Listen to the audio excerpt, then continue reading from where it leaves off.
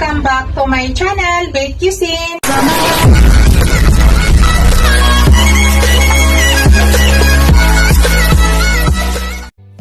Hello guys, today's video guys, magluto tayo ng adobong sitaw.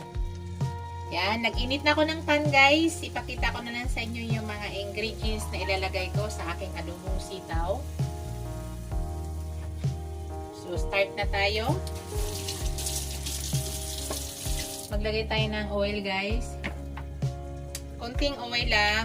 Tapos yung kayang taba ilagay ko. Konti lang yan. May taba kasi guys yung ating pork. So ilagay natin para mabawasan ang mantika.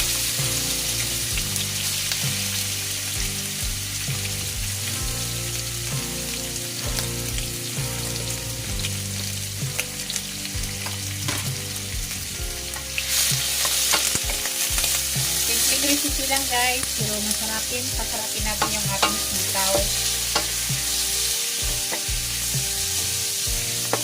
So yan, tanggalan muna natin ng oil guys, bawasan natin ang oil yan kasi mataba. Hello guys, ang daming mantika guys, oh. Kita nyo? So ang dami natin nakulik na mantika. Bawasan muna ito natin guys bago tayo mag-umpisa ulit. Bawasan na natin yung mantika. So, bawasan ko muna guys Yan guys, nabawasan ko na. Kasi masyado marami yun.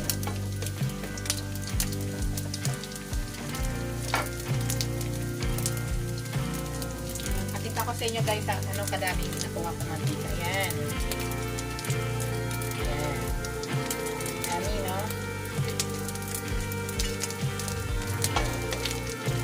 Sunod kayo, lagay na natin yung ating yung pork na laman.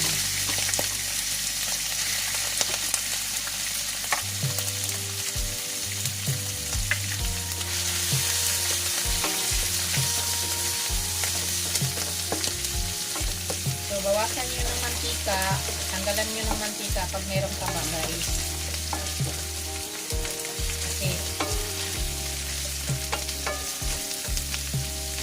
Hindi na tayo bumabata eh.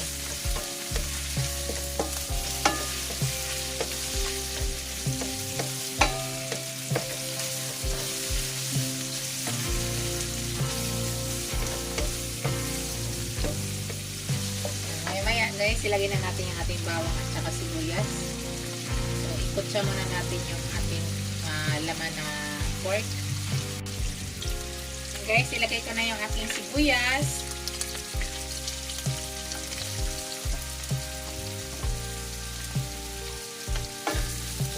Natin ating sibuyas.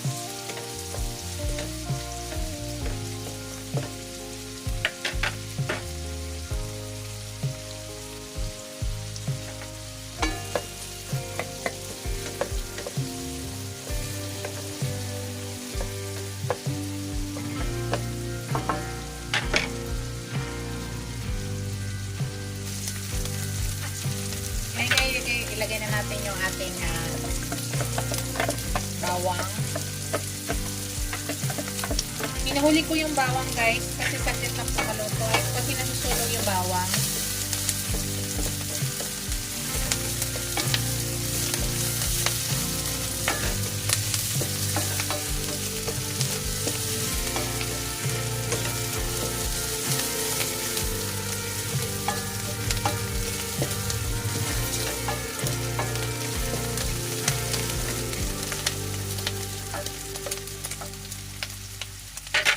Ngayon, maglagay na ako ng soy sauce, guys.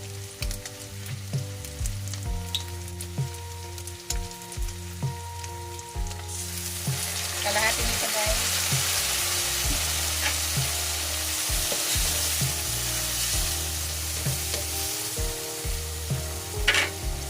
Tapos, maglagay ako ng suka dahil adobo po yung ating version. 1/4 lang nito.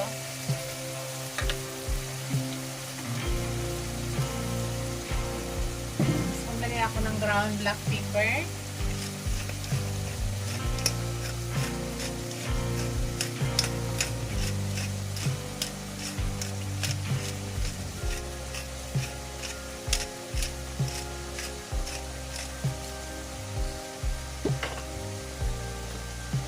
maglagay ako ng pangpalasa.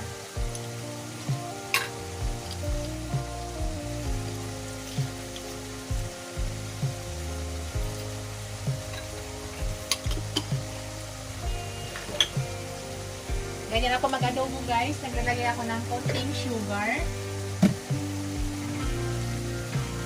Para i-test na yung lasa ng suka tsaka alat. Isang scoop nito, wash sugar ang gamit natin.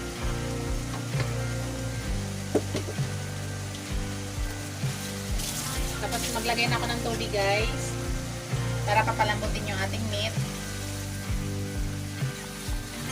Dalawang ganitong tubig, hindi masyado puno.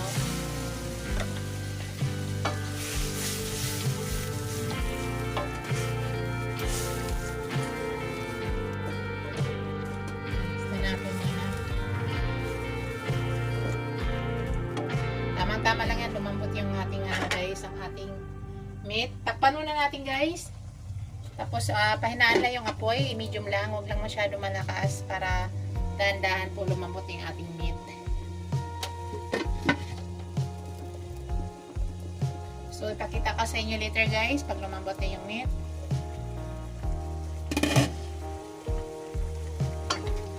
Yan. Malambot na yung ating meat guys. Ilagay na natin yung ating sitaw.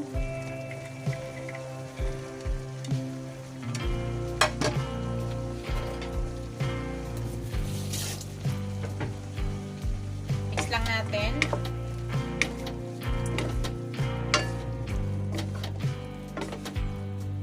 Iwasan yung malat guys ha. Di baling mag-add kayo ng toyo. Huwag lang yung masyado damihan. Kasi madali po mag-add. Pero kung maalat na yan, pangit guys. Pangit kasi pag naghabol tayo ng tubig. So iwasan nyo pong mag-over kayo ng lagay ng toyo. Di baling mag-add tayo kaysa mag-add tayo ng water. Nawawala kasi yung tamang lasa nga ating stick by stick na ginawa. So, takpan ko muna guys. Mix natin guys para magtaktay.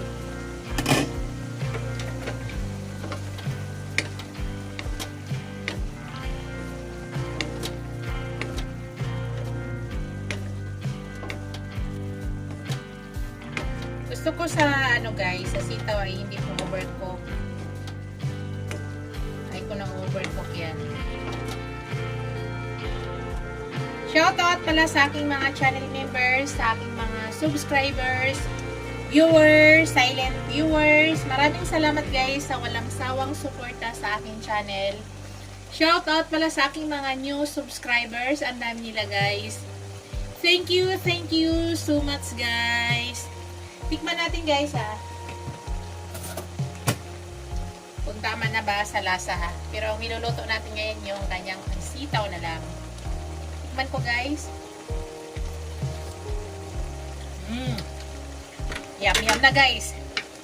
Tama lang. Kaya sabi ko sa inyo, huwag kayo sumubra sa tuyo. Madali po habulin pag kulang. Pag sobra naman sa toyo, mahirap. Paghabol ka ng tubig, may iba na yung lasa ng niluluto mo. So, yan. Hintayin na muna natin guys. Maluto ang sitaw. Takpan natin ulit. Matigas pa yung sitaw guys. So, pakita ko later sa inyo. Check natin guys.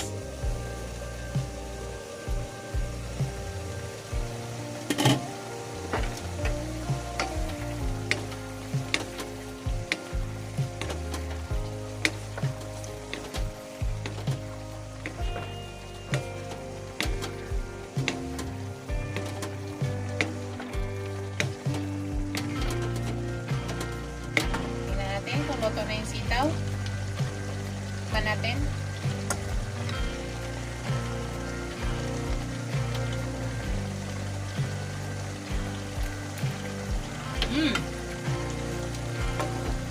Luto na siya guys.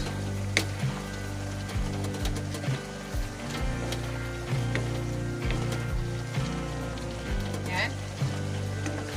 Tayin na natin yung ating apoy. Yan na yung aking finished product, guys. Ito na yung aking adobong sitaw. Yan na po. Yum na.